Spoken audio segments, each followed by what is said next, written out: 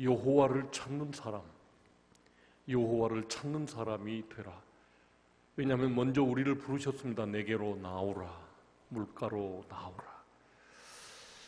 사람들에게 있어서 무엇보다도 가장 큰 문제는 잘못된 것을 찾는데 일생을 투자한다라고 하는 것입니다. 저를 가르쳐 주셨던 어떤 교수님 한 분은 초파리 박사예요. 초파리.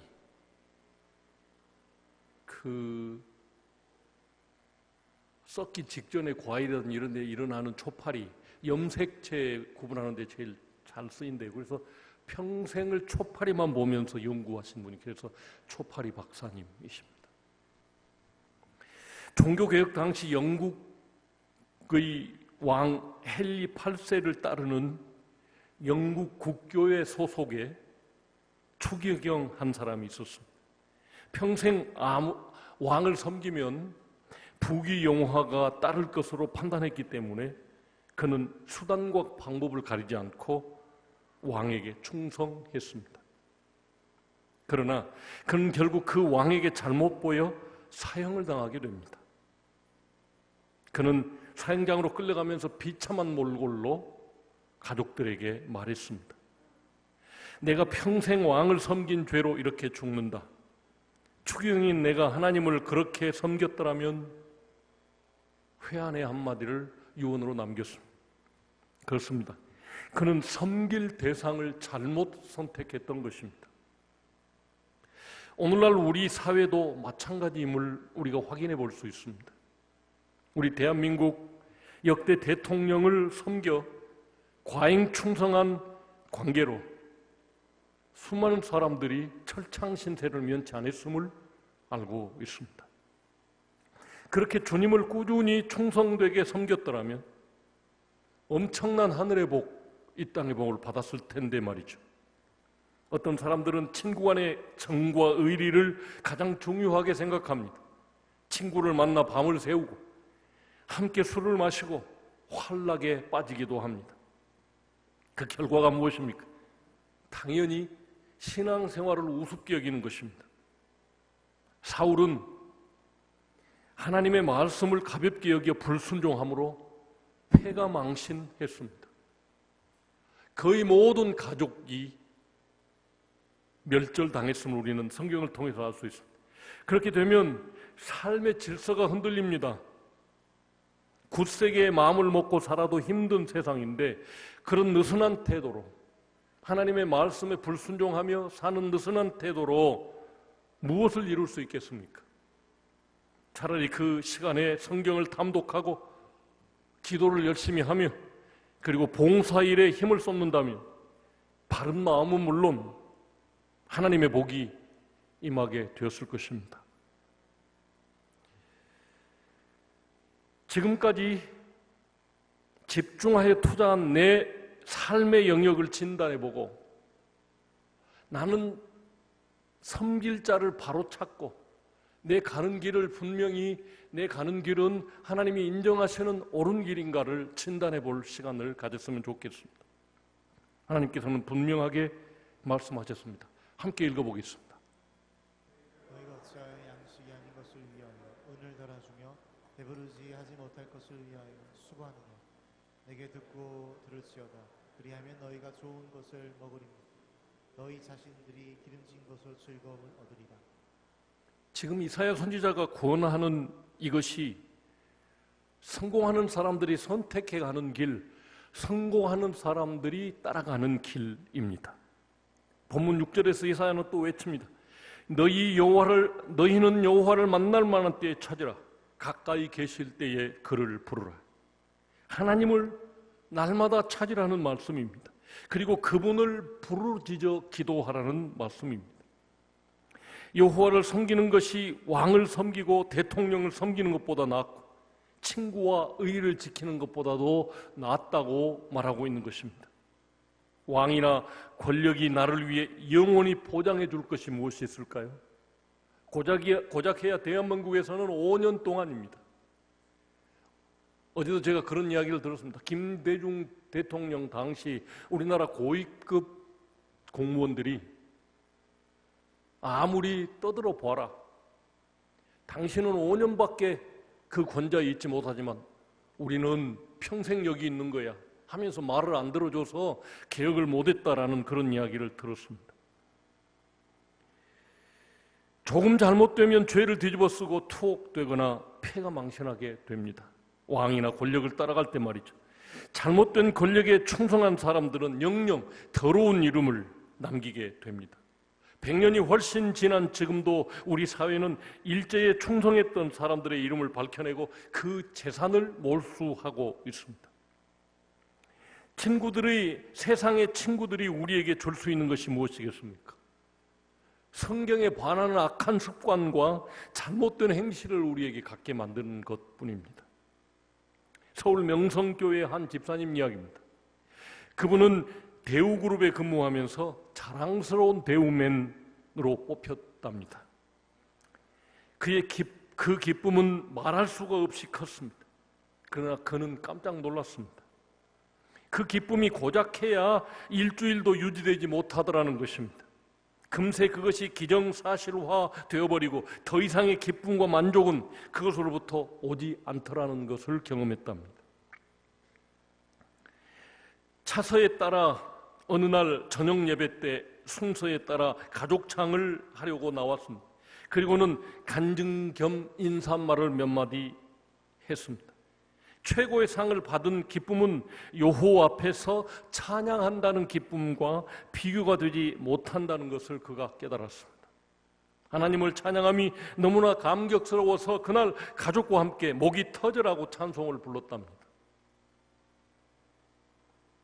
그는 하나님을 기뻐하는 사람이 되었습니다. 하나님 앞에 나와서 찬양하기를 그렇게 기뻐하는 것이었습니다. 자랑스러운 대우맨이 되었기에 찬양하는 것이 아니었습니다. 그렇게 찬양을 최상의 기쁨으로 삼는 사람이니 하나님께서 그렇게 높여주시지 않았겠느냐 하는 말씀입니다. 다윗은 언제나 여호와를 찬양하는 사람이었습니다. 그는 노래를 잘하는 사람이었습니다. 그러나 그는 노래를 잘하는 것을 자랑 삼기보다 찬양으로 승화시켰습니다. 그의 평생은 찬양과 경배의 연속이었습니다. 그리고 그의 삶은 찬양과 경배의 내용과 일치한 삶이 되었습니다. 다시 말씀드리면 찬양과 경배가 그의 습관이요.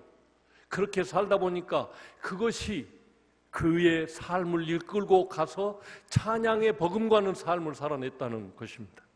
우리나라 많은 가수들 중에 슬픈 노래를 불렀던, 수없이 반복해서 불렀던 그 사람들은 그 노래 가사 내용과 같은 운명을 가졌다라는 그런 이야기들도 있습니다. 그가 아직 어릴 때 목동일 적에 그는 양을 몰아가면서 여호와를 찬양했습니다. 해가 질 때면 양을 몰고 돌아오는 길에 석양을 보면서 하나님을 찬양했습니다. 여호와는 나의 목자시니 내게 부족함이 없으리로다. 그러므로 성공하는 사람이 되려면 가장 먼저 진심으로 여호와를 찬양하는 사람이 되어야만 됩니다. 그것이 여호와께서 기뻐하시는 제사 드리는 것이기 때문입니다. 찬양은 여호와께서 가장 기뻐하시는 것입니다. 함께 읽어보시죠. 내가 노래로 하나님의 이름을 찬송하며 감사함으로 하나님을 위대하시다 하리니 이것이 곧 소울과 굽이 있는 황소 드림보다 여호와를 더 기쁘시게 함이 될 것이라. 요즘 찬송 중에 계시는 주여 주는 거룩하시니이다. 예, 요즘 황소 값이 비싸다고 하더라고요. 한 마리에 1,000,000원도 간답니다. 우리가 기쁨으로 하나님 앞에 찬송 드리는 것이 황소 한 마리 드리는 것보다 더 낫다고 성경은 이야기하고 있습니다. 그럼에도 우리는 인색에 오지 않았습니까? 하나님을 찬양하기보다는 다른 일에 무언가 바빴던 것 같습니다. 그래서 저는 다윗처럼 내 평생이 여호와에 대한 찬송으로 가득해졌으면 좋겠다라고 하는 소원을 가지게 되었습니다. 그러면 날마다 우리 삶에서 찬양을 몸으로 느끼시기를 주님 이름으로 축복합니다. 거룩, 거룩, 거룩, 거룩하신 주여, 천지만물 우리 주를 찬송합니다. 이처럼 감사로 우리가 예배하는 것은 하나님의 임재 속으로 들어가는 것입니다. 다시 말씀드립니다. 예배 그러면 또 우리가 이렇게 모여있는 예배를 생각하는데 감사로 드리는 찬양이 예배요. 그리고 진심으로 감사하게 주님 앞에 찬양을 드리면 내가 주님의 임재 가운데로, 주님의 임하신 그 가운데로, 구약으로 말하면 지성소 가운데로 들어가는 행위가 된다라고 하는 말씀입니다. 요즘 저는 주로 새벽 3시 반쯤 일어나서 임재 속으로 들어갑니다. 그런데 찬양을 은은하게 틀어놓고 하는 기도와 그냥 찬양 없이 하는 기도는 정말 메마르더라고. 많은 차이가 있더라 말씀이죠. 벌써 우리가 찬양을 들을 때 우리는 찬양 예배에, 찬양 감사 예배에 따라서 임재 속으로 들어가고 있다는 것을 깨달아야 될 것입니다. 하나님은 찬송 중에 거하시는 분이시기 때문입니다. 오늘도 예배와 찬송과 기도를 통해서 주님의 임재를 느끼시기를 주님 이름으로 축복합니다. 하나님은 영적 실제이십니다. 다윗처럼 요 앞으로 가까이 다가오시기를 바랍니다. 그러면 주께 드리는 예배를 통해 주님의 임재, 내 몸이 뜨거워지고 마음이 감동되고 눈에서는 눈물이 흘러나오는 그런 임재를 경험하게 될 줄로 믿습니다. 그러므로 언제든지 하나님의 성전에 나오기를 기뻐하시기 바랍니다. 가능하면 비대면 예배, 가능하면 사람들 얼굴을 대하지 말고 함께 모이지 말고 온라인으로 예배드리기를 강력히 권고합니다 하고 오늘 아침에도 2번이나 제가 문자를 받았습니다. 위원장님도 전화 와서 조심해 주라고 부탁했습니다. 그러면 우리가 기꺼이 모이는 것은 하나님 앞에 나오는 것이기 때문에, 하나님의 임재 속으로 우리가 함께 들어가는 것이기 때문에, 물론 개인적으로도 임재 속에 들어갈 수 있습니다만 함께 모일 때 모이기를 힘쓰라고 성경은 분명하게 이야기하고 있기 때문입니다. 그리고 모든 일상이 그분의 임재 가운데서 동행하시기를, 내 일상이 하나님과 그 뜨거운 임재 가운데서 함께 걸음 걸어가는 그런 삶이 되시기를 바랍니다. 아니, 우리의 믿음과 상관없이 성령님은 항상 우리 가운데 계시며 항상 우리 중에 임재하셔서 동행하고 계십니다. 이것은 하나님의 변할 수 없는 약속입니다. 내가 믿든지 안 믿든지 주님은 내게 계십니다. 나와 함께 하십니다. 그러면 내가 이제 그분을 인식하고 의식하고 내 마음을 그분께로 향하여 마음을 열면 그때 이제 그 임재가 체험되는 것이죠. 이스라엘 백성들에게 있어서 그들의 가장 큰 축복이 무엇일까요? 하나님께서 특별히 선택한 백성들의 특권이 무엇일까요? 하나님의 임재의 처소인 성전들 가장 가까운 곳에 설 수 있는 특권이 가장 큰 축복입니다. 어떻게 하나님 행복의 근원이시고 기쁨의 근원이신 그분 가까이 나가서 그것을 내 몸과 영으로 체험하느냐, 그분 앞에 서느냐, 이것이 최고의 특권이었습니다. 이방인의 뜰, 다시 말씀드리면 성전이라고 해서 다 같은 것이 아니었습니다. 지성소로부터 가장 먼 곳에 이방인의 뜰이 있었고, 그리고 여인들의 뜰이 있었고, 더 나아가면 유대인들의 뜰이 있었습니다. 이렇게 나아가면 점점 더 지성소에 가까워질 수 있었습니다. 그런데 성소와 지성소에는 이방인도 아니요, 여인들도 아니요, 유대인들도 아니요, 레위인들도 아니요, 제사장과 대제사장만 들어갈 수 있었습니다. 오늘날 우리가 하나님을 예배하는 자로 성전에 나올 때 하나님은 우리들에게 이방인으로 나오지 말고 당시 소외 계층이었던 여인들로 나오지도 말고 유대인들로 나오지도 말고 제사장으로 나오라고 말씀하고 계십니다. 함께 읽어보시겠습니다. 형제들아, 우리가 예수의 피를 힘입어 성소에 들어갈 감격을 얻었나니 참 마음과 온전한 믿음으로 하나님께 나아가서 예수 그리스도로 말미암아 하나님이 기쁘시게 받으실 신령한 제사를 드릴 거룩한 제사장이 될지니라.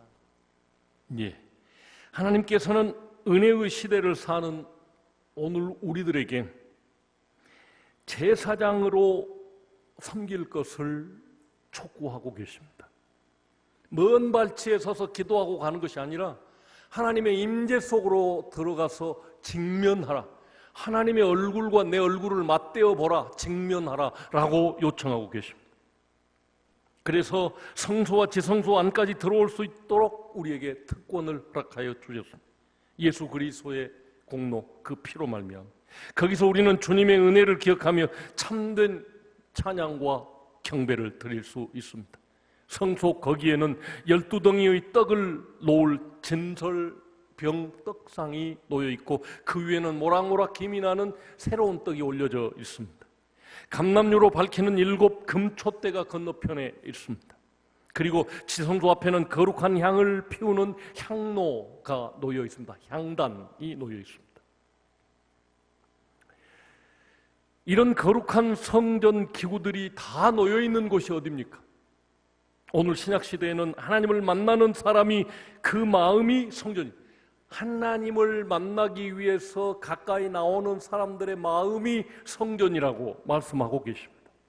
그리고 이 거룩한 성전에 성전 기구들이 다 놓여 있습니다. 저와 여러분 속에 생명의 떡도 받아들여져 있고 그리고 성령의 밝은 빛이 비추고 있습니다. 그러므로 절대로 배고파서 방황하는, 영적으로 갈급해서 방황하는 일이 없을 것이고 마음이 어두워 우울해질 수 없습니다. 우리는 성령의 밝은 빛으로 우리 마음속이 빛나고 있기 때문입니다. 그러므로 날마다 하나님께 가까이 나오시기를 주님 이름으로 부탁드립니다. 이미 마음에 하나님이 계시지만 스스로 그분께 나아감으로 하나님의 임재를 확인할 수 있는 것입니다. 옛 신앙의 선배들은 언제나 하나님 앞에 있으려 했습니다. 그들은 마음이 하나님으로부터 떠나는 것을 두려워했습니다. 만군의 여호와여, 주의 장막이 어찌 그리 사랑스러운지요. 내 영혼이 여호와의 궁정을 사모하여 쇠약함이니이다. 성도의 마음이 이 정도는 되지 않겠습니까? 그것을 상상하면서 다시 한번 읽어보겠습니다. 나의 왕, 나의 하나님, 만군의 여호와여, 주의 수단에서 참새도 제 집을 얻고 제비도 새끼들 보금자리를 얻었나이다. 주의 집에 사는 자들은 복이 있나이다. 그들이 항상 주를 찬송하리이다. 주의 집에 사는 자들, 그리고 거기서 항상 찬송의 제사를 드리는 사람들이 복이 있다. 이것을 안 시인은 주님 앞에 나가지 못하기 때문에 마음이 쇠약하여졌다고 합니다. 얼마나 그 궁정을 사모했고 하나님의 임재 가운데로 들어가는 것을 사모했고 그것이 최고의 행복이고 기쁨이었기 때문에 거기 나가지 못하는 자신을 보면서 고통스러워했다는 것입니다.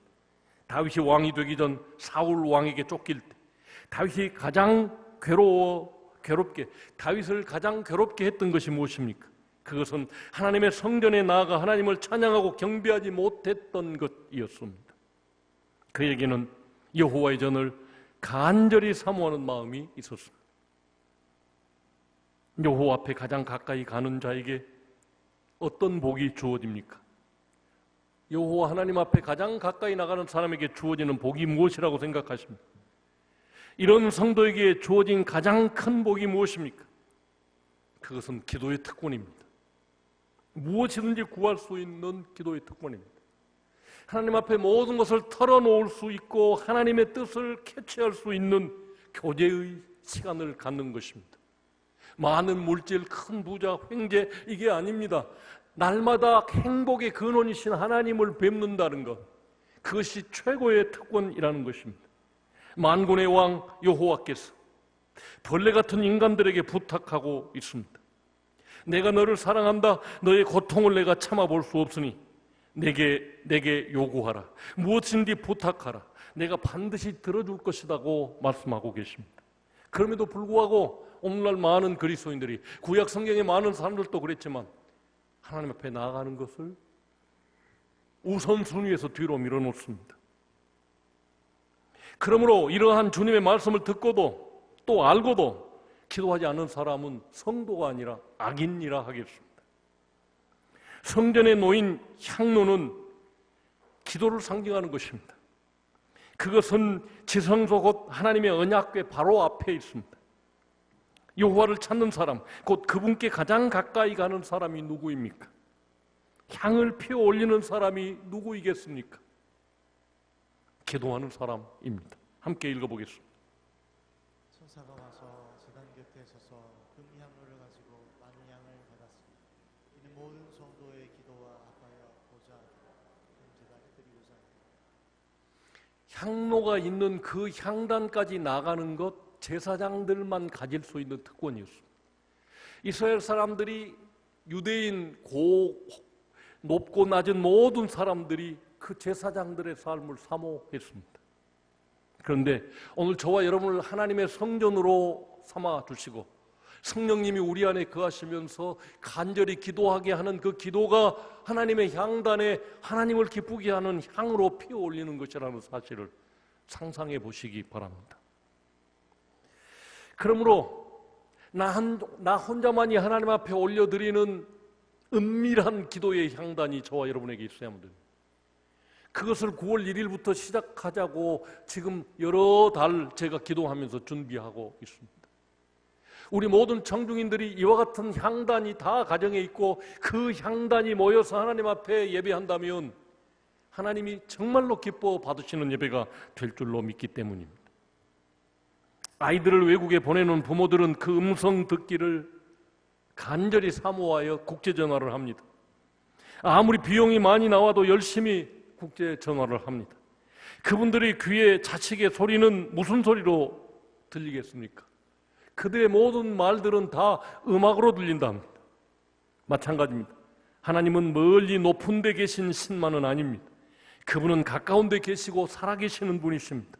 우리의 기도를 음악으로 들으시는 분입니다. 언젠가도 말씀드렸듯이 마태복음 18장에 나오는 합심하여 기도한다는 말을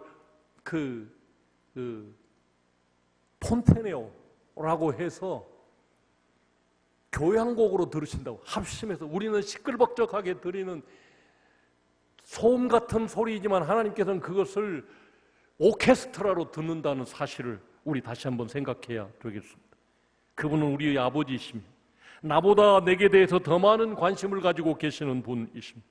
그분은 나의 보호자시요 나를 돕는 분이십니다. 성경 수백 곳에 내게 나와 부르짖으라, 내게 기도하라, 내가 듣겠다, 내 이름으로 내가 시행하겠다고 얼마나 많이 약속하고 계십니까? 찾고 두드리고 열어라 라고 우리에게 부탁하고 있습니다. 그분은 나의 보호자시요 나를 돕는 분이십니다. 그분은 우리가 잘되되 영원히 잘 되기를 원하시는 분이십니다. 그러므로 그분께 가까이 나가 그분과 대화하기를 생활화하십시다. 그분의 귀에 기도로 찬양을 올려드리고 기도로 음악을 들려드리는 그런 저와 여러분이 됐으면 하는 간절한 마음입니다. 그분은 내 음성을 매우 듣고 싶어 하십니다. 기도를 통해 말하고 싶은 것을 다 말씀드리십시오. 생각해 보십시오. 사는 사람이 내 도움을 받지 않고 타인의 도움으로 살아간다면 기분 좋겠습니까? 사랑하는 자녀들이 내 힘을 빌지 않고 고통을 참으며 말할 수 없는 괴로움 속에 살아가고 있다고 하면 얼마나 섭섭하겠습니까? 마찬가지입니다. 그분은 우리를 사랑하는 아버지이십니다. 그러므로 부르짖어 요구하십시오. 자식이 부모에게 요구하는 그것 또한 하나님의 소원입니다. 우리가 하나님의 자녀가 되었기에 하나님께서는 명령하십니다. 함께 읽어보시겠습니다. 너희가 내게 부르짖으며 내게 와서 기도하면 내가 너희들의 기도를 들을 것이요 너희가 온 마음으로 나를 구하면 나를 찾을 것이요 나를 만나리라. 내 이름으로 무엇이든지 내게 구하면 내가 행하리라. 우리 막내 기상이가 광주에서 광주시에서 제공한 조그만 회사에 다니면서 어렵게 살고 있더라고요.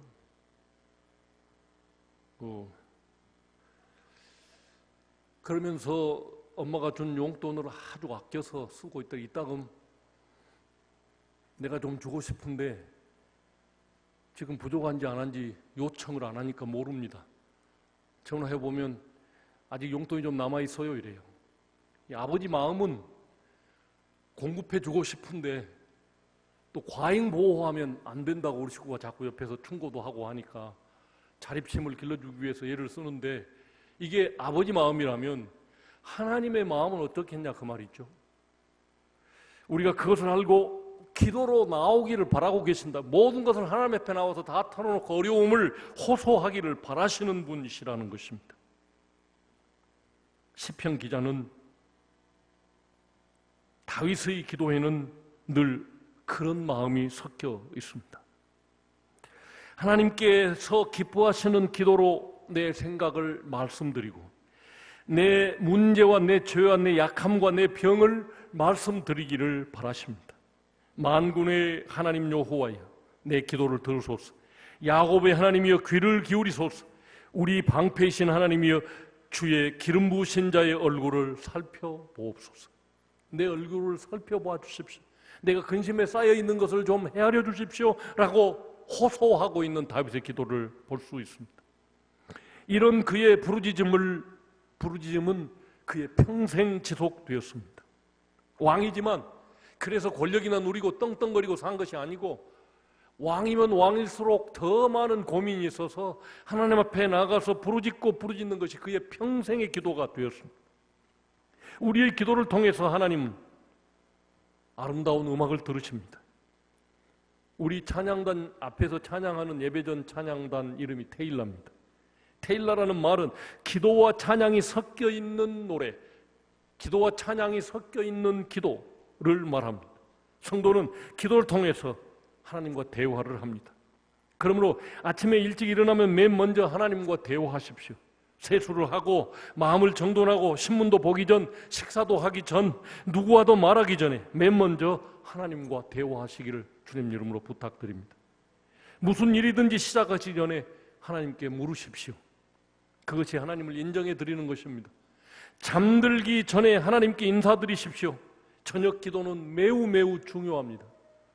초대교회부터 이어졌던 그 전통이 중세, 가톨릭, 그리고 오늘날 깨어있는 교회들이 버릴 수 없는 전통이 있었는데 그게 저녁 기도였다고 합니다. 이것이 하나님 앞에 나아가는 마음이며 참된 예배가 되기 때문입니다. 한 주간을 시작할 때 하나님 앞에 나와 경배하십시오. 다윗은 언제나 여호와의 전을 사모했습니다. 함께 읽어보시겠습니다. 주의 궁정에서의 한 날이 다른 곳에서의 첫날보다 나은즉 악인의 장막에 사는 것보다 내 하나님 성전 문지기로 있는 것이 좋사옵니다. 다윗의 신앙 고백입니다. 다른 곳에서 첫날 사는 것보다도 하나님의 집에서 하루 사는 것이 좋다. 지어낸 이야기겠습니까? 그렇게 하나님의 임재가 좋은 것이라는 것을 깨달은 사람이 다윗이기 때문에 왕으로 살고 좋은 집에서 떵떵거리고 사는 것보다 여호와 집 문지기로 산다고 할지라도 그것이 최고의 행복이라고 그는 고백했습니다. 하나님은 당신께 가까이 하는 자에게 가까이 찾아오십니다. 하나님을 가까이 하라 그리하면 너희를 가까이 하시리라. 하나님을 가까이 하라 그리하면 하나님도 가까이 오시리라고 이야기하고 있습니다. 하나님을 멀리하면 하나님이 멀찍이 떨어지셔서 우리를 바라보신다는 사실을 기억하시고 어떻게 하면 내가 하나님을 더 가까이 할까? 그래서 하루에 3가지 내지 5가지 감사 내용을 쓰자고 그 일기 내용에 써놓았습니다. 오늘 주보를 보셨습니까? 윈프리가 성공할 수 있었던 것은 하루도 하나님께 감사하는 일을 빼먹은 일이 없다고 그는 고백하고 있습니다. 다윗은 그 삶 자체가 한편의 서사시였습니다. 그의 영광과 그의 아름다움뿐 아니라 그의 연약함과 실수까지도 그는 시를 만들었습니다. 그래서 어떤 사람은 다윗을 가리켜서 온몸으로 시를 쓰는 사람이라고 그렇게 표현하기도 했더라고요. 그의 삶이 여호와를 그렇게 사모하고 여호와와 함께하기를 그렇게 갈구했기 때문에 그의 삶이 위대한 한 편의 시가 되었다는 것입니다. 그러므로 다윗처럼 여호와의 빛에 가까이 나오시기를 주님 이름으로 축복합니다. 그 하나님과 가까울수록 그분의 아름다움이 우리를 빛나게 할 줄로 믿습니다. 하나님은 온 우주를 찬란하게 비추는 영광이십니다. 그분 앞에 서 보십시오. 그분의 영광이 온몸을 휘감게 될 줄로 믿습니다. 그리고 우리는 얼마든지 그분 앞에 머무를 수 있는 특권을 받았습니다. 저는 내 평생을 통해 여호와만을 찾기를 원합니다.